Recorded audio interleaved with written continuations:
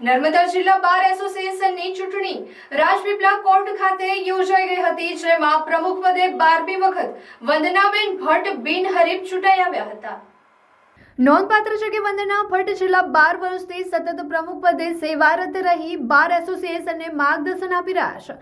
આમ નર્મદા બાર એસોસિએશનના પ્રમુખ તરીકે એક ધારો મહિલા પ્રમુખ વંદનાબેન ભટ્ટનો ઇજારો રહ્યો હતો। આજની ચૂંટણીમાં મંત્રી પદે આદિલ પઠાણ તેમજ ઉપમંત્રી તરીકે પ્રવીણભાઈ તડવી પણ બિનહરીફ ચૂંટાયા હતા। એકમાત્ર ઉપપ્રમુખ પદની ચૂંટણી યોજાઈ હતી, જેમાં કુલ 135 મતદારોમાંથી 112 મતદારોએ મતદાન કર્યું હતું।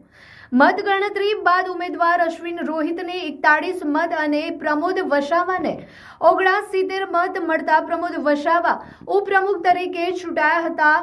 2 મતો રદ થતા કુલ 112 મતોનું મતદાન થયું હતું।